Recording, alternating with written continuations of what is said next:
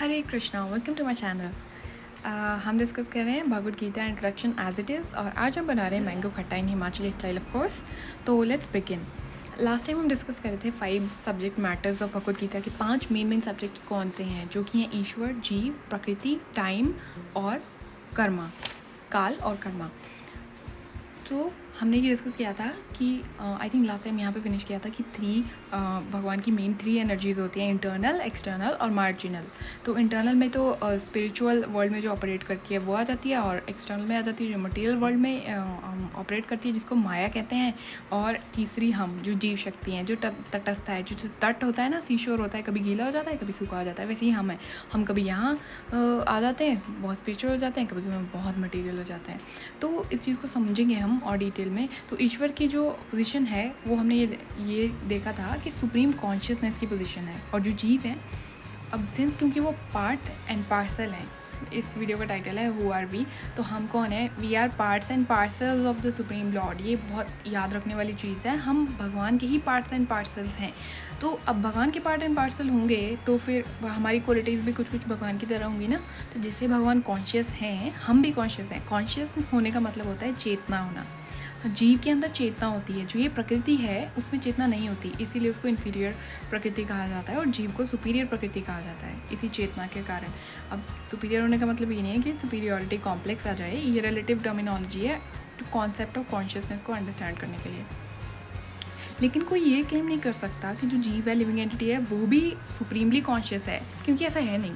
क्योंकि भगवान तो जो है वो क्षेत्रज्ञ हैं, उनको हमारा भी चेतना है, और बाकी लिविंग एंटिटीज़, मतलब अपनी भी चेतना है और सारी लिविंग एंटिटीज़ की भी चेतना है, लेकिन हमें सिर्फ अपनी चेतना होती है। मुझे नहीं पता कि मेरे फादर इस टाइम पे क्या कर रहे होंगे, है ना, मेरे हस्बैंड इस टाइम पे क्या कर रहे होंगे, अगर as long as until and unless मैं उनसे बात करूँ और मैं पूछूं, तो हम नहीं कॉन्शियस हैं सारी लिविंग एंटिटी से। लेकिन भगवान हैं क्यों, और वो कैसे हैं कि वो हर लिविंग एंटिटी जो है उसमें, उसके हार्ट में एज परमात्मा, एज ईश्वर, एज कंट्रोलर प्रेजेंट है।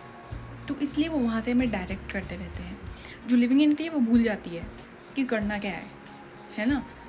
तो पहले तो हम क्या करते हैं, बहुत डिटर्मिनेशन होके हम पढ़ाई करेंगे, ये काम करेंगे, ये हम किसी चीज़ को करने का एक बड़ा सर्टेन वे सोच लेते हैं, फिर हम एंटेंगल हो जाते हैं बाद में, है ना, पूरे अपने एक्शन और रिएक्शन में फंसे रहते हैं, कर्मा के बेसिकली एंटेंगल हुए रहते हैं।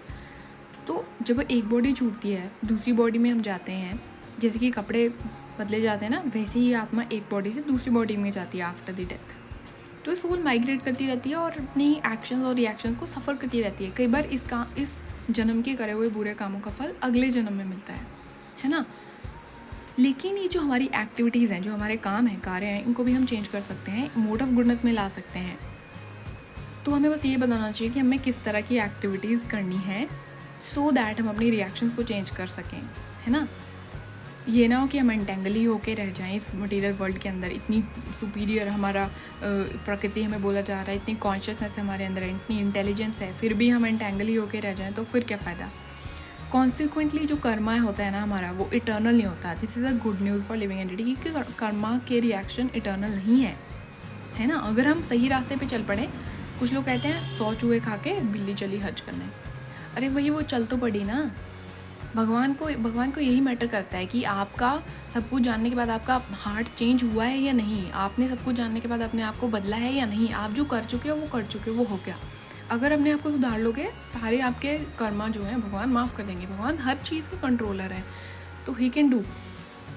अब जो सुप्रीम कॉन्शियस ईश्वर हैं, वो कैसे लिविंग एंटिटी से सिमिलर हैं। कॉन्शियसनेस में भी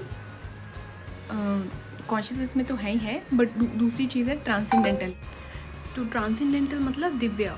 जैसे भगवान दिव्य हैं, हम भी दिव्य हैं, है ना, क्योंकि हम भगवान के पार्ट एंड पार्सल हैं। तो भगवान दिव्य हैं, तो इसलिए हम भी दिव्य हैं, भगवान के अंश है ना, उसके कारण से। सो देयरफॉर जो ईश्वर है वो इस तरह से हमसे सिमिलर भी है और डिफरेंट भी है। इसी को कहते हैं अचिंत्य भेदाभेद। तो फर्दर डिस्कस करेंगे क्वेश्चंस के बारे में। Thank you so much. Hare Krishna.